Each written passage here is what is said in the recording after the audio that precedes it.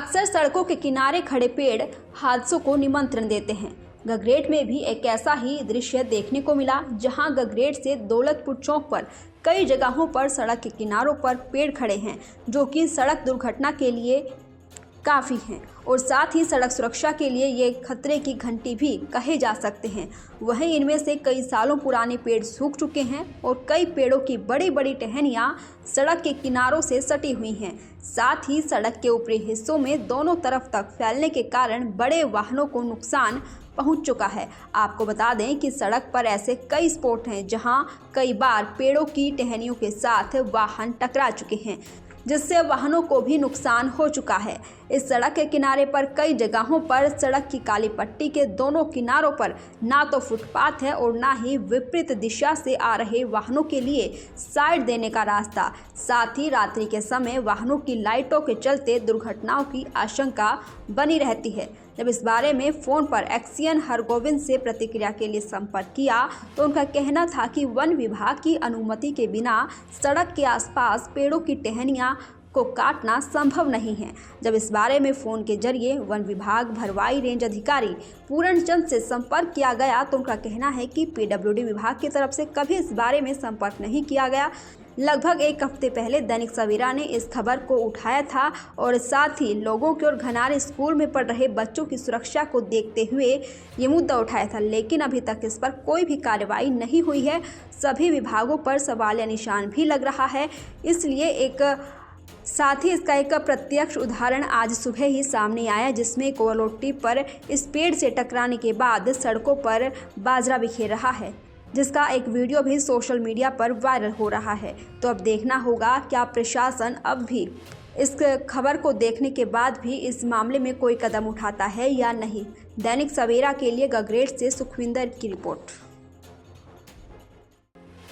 अक्सर सड़कों के किनारे खड़े पेड़ हादसों को निमंत्रण देते हैं। गगरेट में भी एक ऐसा ही दृश्य देखने को मिला, जहां गगरेट से दौलतपुर चौक पर कई जगहों पर सड़क के किनारों पर पेड़ खड़े हैं, जो कि सड़क दुर्घटना के लिए काफ़ी हैं और साथ ही सड़क सुरक्षा के लिए ये खतरे की घंटी भी कहे जा सकते हैं।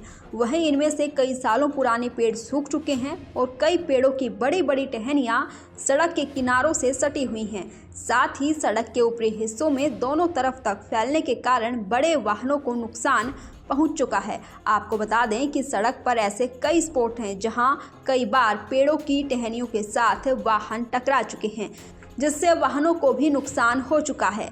इस सड़क के किनारे पर कई जगहों पर सड़क की काली पट्टी के दोनों किनारों पर ना तो फुटपाथ है और ना ही विपरीत दिशा से आ रहे वाहनों के लिए साइड देने का रास्ता। साथ ही रात्रि के समय वाहनों की लाइटों के चलते दुर्घटनाओं की आशंका बनी रहती है। जब इस बारे में फ़ोन पर एक्सियन हरगोविंद से प्रतिक्रिया के लिए संपर्क किया तो उनका कहना था कि वन विभाग की अनुमति के बिना सड़क के आसपास पेड़ों की टहनियाँ को काटना संभव नहीं है। जब इस बारे में फ़ोन के जरिए वन विभाग भरवाई रेंज अधिकारी पूरण चंद से संपर्क किया गया तो उनका कहना है कि पीडब्ल्यूडी विभाग की तरफ से कभी इस बारे में संपर्क नहीं किया गया। लगभग एक हफ्ते पहले दैनिक सवेरा ने इस खबर को उठाया था और साथ ही लोगों की और घनारे स्कूल में पढ़ रहे बच्चों की सुरक्षा को देखते हुए ये मुद्दा उठाया था, लेकिन अभी तक इस पर कोई भी कार्रवाई नहीं हुई है। सभी विभागों पर सवालिया निशान भी लग रहा है।